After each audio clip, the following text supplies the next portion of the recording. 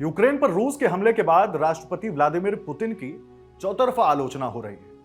रूस के आम नागरिक, खिलाड़ी और सेलिब्रिटी तक पुतिन के इस कदम का विरोध कर रहे हैं। इसी कड़ी में एक नाम है गैरी कास्परोव का।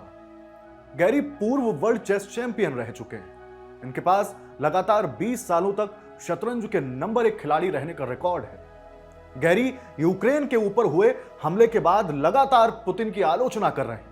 उन्होंने यहां तक कहा कि पुतिन का झूठ बोलने का लंबा रिकॉर्ड है और यह उनके चरित्र में है।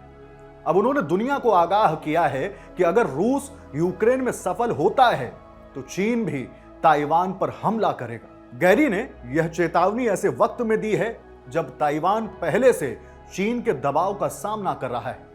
ताइवान चीन के पूर्वी तट से करीब 160 किलोमीटर की दूरी पर एक द्वीपीय देश है। चीन इस पर लंबे समय से अपना दावा करता रहा है। पिछले कई महीनों से चीन लगातार ताइवान के खिलाफ आक्रामक रुख अपना रहा है। ताइवान की तरफ कई बार लड़ाकू विमानों को भेजकर चीन ने सैन्य दबाव भी बनाने की कोशिश की है। इंडिया टुडे से बातचीत में गैरी कास्परोव ने कहा, यूक्रेन को लेकर पुतिन के इरादों को नहीं पहचानना बेवकूफी थी। उन्होंने यूक्रेन को कभी स्वतंत्र देश के रूप में मान्यता ही नहीं दी।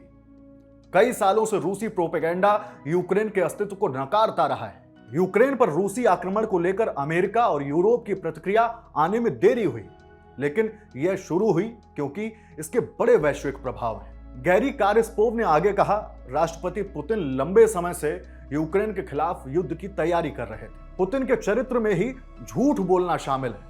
उनका झूठ बोलने और अपने फायदे के लिए हर चीज को आगे पीछे करने का लंबा रिकॉर्ड है।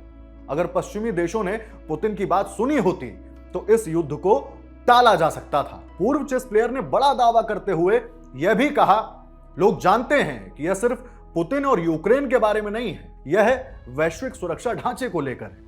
अगर पुतिन को यूक्रेन में सफलता मिलती है तो अगला युद्ध चीन ताइवान में होगा। चीन ने यूक्रेन पर हमले को लेकर सीधे तौर पर रूस की आलोचना नहीं की है। उसने संयुक्त राष्ट्र सुरक्षा परिषद में रूस के खिलाफ प्रस्ताव पर हुई वोटिंग से भी दूरी बनाई। इस मामले में कई बातें भी ध्यान देने वाली हैं, जैसे कि यूक्रेन की सीमाओं पर रूस की सेना कई महीनों से तैनात थी, लेकिन रूस ने यूक्रेन के ऊपर हमला चीन में जारी विंटर ओलंपिक के खत्म होने के 4 दिन बाद किया। गौर करने वाली बात यह भी है कि रूस की यह विशेष सैन्य कार्रवाई विंटर ओलंपिक के दौरान बीजिंग में पुतिन और चीन के राष्ट्रपति शी जिनपिंग के बीच मुलाकात के सिर्फ 3 हफ्ते बाद शुरू हुई। दोनों नेताओं ने इस दौरान एक संयुक्त बयान भी जारी किया था, जिसमें इन्होंने अपने आंतरिक मामलों में दूसरे देशों के हस्तक्षेप की आलोचना की थी। पूर्व चेस प्लेयर गैरी कास्परोव के चीन ताइवान वाले बयान पर कई अमेरिकी सांसदों ने भी सहमति जताई है। इंडिया टुडे के मुताबिक अमेरिकी कांग्रेस के सदस्य केन बक ने कहा, मुझे लगता है कि उन्होंने साझेदारी की है।